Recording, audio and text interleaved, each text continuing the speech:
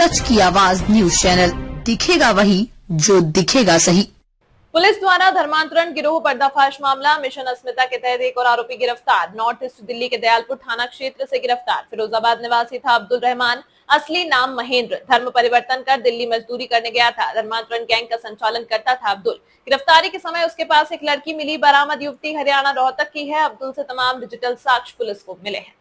इस पर मिशन अस्मिता के तहत आगरा में सदर बाजार क्षेत्र से 2 सगी बहनें यहाँ से गायब हो गई थी। उस संबंध में उनके परिजनों के द्वारा मुकदमा दर्ज कराया गया, जिसकी विवेचना साइबर थाने के द्वारा की जा रही थी।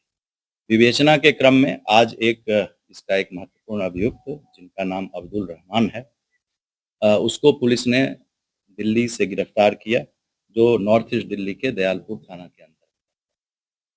रहमान से जो पूछताछ में भी बात में पता चला कि वो ओरिजिनली रहने वाला फिरोजाबाद का था और उसका नाम महेंद्र पाल था, और उसने 1990 ईस्वी में धर्म परिवर्तन करके वो दिल्ली मजदूरी करने गया और वहाँ उसने धर्म परिवर्तन किया।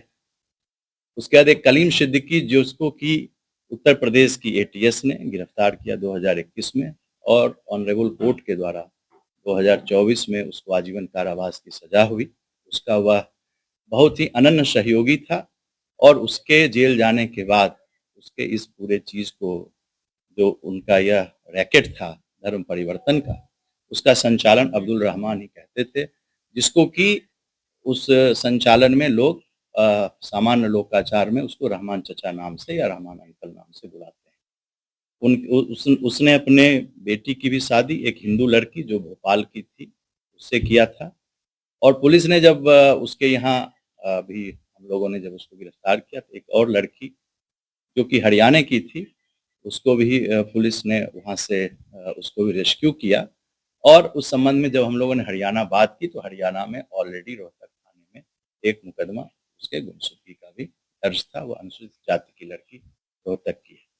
उसके पास से जो डॉक्यूमेंट्स मिले जो यह साबित करते थे कि यह अनन्य सहयोगी जो कलीम, जिसे ऑनरेबल कोर्ट ने सजा दी उसको आजीवन कारावास की, उसका यह सहपाठी था। ये जो आप बुक देख रहे हैं, आपकी अमानत आपकी सेवा में, ये ग्लोबल पीस सेंटर की बुक है, और इसमें जो आप नाम देख रहे हैं अब्दुल रहमान, तीसरे नंबर पर ये नाम आप देख रहे हैं, वो लिखा मौलाना मोहम्मद कलीम सिद्दीकी ने।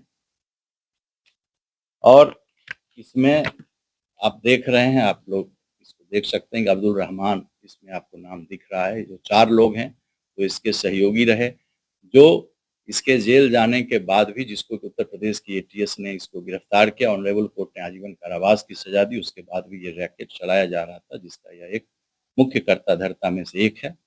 और जो गोवा से जो लड़की आयशा को पुलिस ने अरेस्ट किया, उसने भी अपने पूछताछ में अब्दुल चचा उर्फ अब्दुल रहमान का नाम बताया था, और जो अन्य दूसरे लोग थे उन्होंने भी पूछताछ में इसका नाम बताया।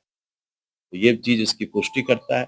उसके घर से जो डॉक्यूमेंट्स प्राप्त हुए, जो किताबें प्राप्त हुई धर्म परिवर्तन की, उसमें एक ये किताब मिली, दूसरा जो मैंने आपको दिखाया, दूसरा ईश्वर और सृष्टि श्रेष्ठ कौन, तीसरा इस्लाम और बहुजन समाज, चौथा धर्म परिवर्तन कैसे करें, इसके क्या रूल हैं। इसके अलावा उसने बातचीत में 2 और किताबों का जिक्र किया, और उसमें उसने तुलना की कि क्या है धर्म परिवर्तन, क्यों करना चाहिए, इसके बारे में प्रचार प्रसार। इस तरह से ये एक इम्पोर्टेंट कैच है हमारा। अब इसको हम लोगों के द्वारा भी गिरफ्तार किया गया, इसके बाद पूछताछ की जाएगी, ऑनरेबल कोर्ट में हम लोग पेश करेंगे इसको, और कोर्ट से हम लोग इसके लिए भी पुलिस कस्टडी रिमांड की कोर्ट से हम लोग डिमांड करेंगे। कि अब्दुल रहमानी इस पूरे गैंग का मास्टरमाइंड गैंग ये निश्चित रूप से अब्दुल रहमान इस धर्म परिवर्तन से जुड़ा हुआ जो यह गैंग है उसका एक मुख्य कर्ता-धर्ता है। और जो मैंने आपसे कहा कि कलीम जो शाहीन बाग का रहने वाला था और जिसको उत्तर प्रदेश एटीएस ने अरेस्ट किया था, उसका यह अनन्य सहयोगी था, और जो कि इसके किताबों से और इसके प्रचार की जो सामग्री मिली उससे स्पष्ट रूप से पता चला है। इससे अभी हम लोग सघन पूछताछ करेंगे, उसके बाद और भी चीज़ें जो हैं वो हम बताएंगे। सारे पत्रकार साथियों से मैं कहना चाहता हूं कि प्रत्येक दिन अब हम 4 बजे शाम में, आप लोगों को कोई दिक्कत नहीं हो तो एक बुलेटिन, न्यूज़ बुलेटिन हम इसके संबंध में जो भी जानकारी होगी इसके संबंध में हम लोग ऑडियो विजुअल दोनों रूप में प्रेस नोट के रूप में भी बताते हैं।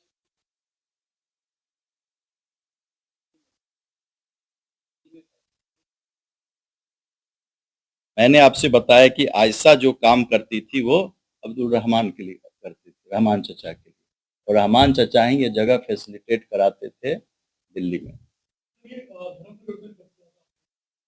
90 में।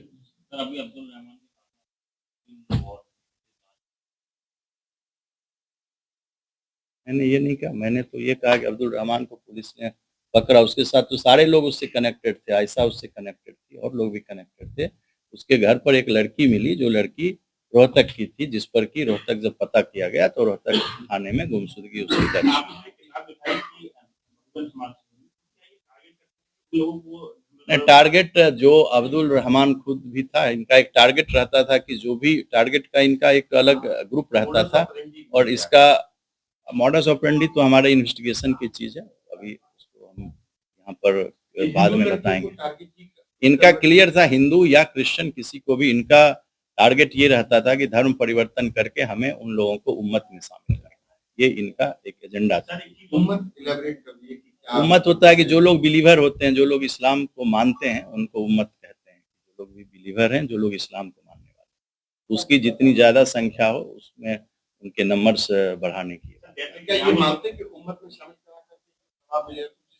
ये इनकी आइडियोलॉजी है। ये आइडियोलॉजी में है कि कयामत कब होगी, तो जब ये समय आएगा, तो ये इनकी आइडियोलॉजिकल सोच है, जो कि उसके आधार पर वो धर्म परिवर्तन करते थे। इस तरह की सोच एक डेमोग्राफिक चेंज के लिए इन लोग की एक सोच है, जो कि सोच जो देश की हमारी जो सर्वधर्म संभाव की जो हमारी पॉलिसी है उसके विपरीत है, और भारत की जो कानून है उसके विपरीत। दो चीजें सर, झांगुर बाबा जिस तरह से रेट करता था कि हाई क्लास के 15 और झांगुर बाबा से अभी तक इसका कोई संबंध नहीं है।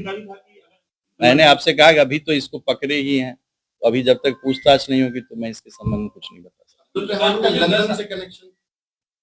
अभी हम लोग इसको पुलिस ने अरेस्ट किया है। अभी हम लोग, मैंने जैसा आपसे कहा, कोर्ट में प्रस्तुत करेंगे, इनकी पीसीआर लेंगे, फिर पूछताछ में जो भी चीज आएगी हम लोग प्रत्येक दिन जो भी चीजें इसमें आएगी 4 बजे शाम में एक बुलेटिन हम लोग वीडियो के माध्यम से भी और प्रेस नोट के माध्यम से भी जारी करेंगे।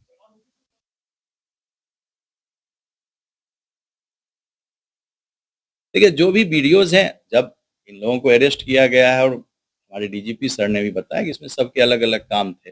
जो देश में धर्मांतरण का काम कर रहे थे, लड़कियों को जिहादी प्रवृत्ति का काम कर रहे थे, लड़कियों को बहला फुसला कर इंटाइस करके शामिल कर रहे थे, उनको शरण दे रहे थे, इसके लिए विदेशों से फंडिंग हो रही थी।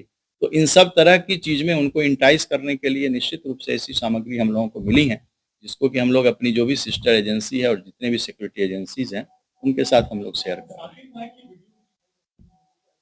देखिए, इसमें बहुत सारी चीजों को अभी दिखाया जाता था। अभी हमारा इन्वेस्टिगेशन और पूछताछ, अभी हम लोगों ने 2 दिन लोगों से पूछताछ की है, और जो भी चीजें सामने आएगी उसको समय समय पर, मैंने आपसे कहा कि हम लोग आपके साथ उन चीजों को शेयर करेंगे।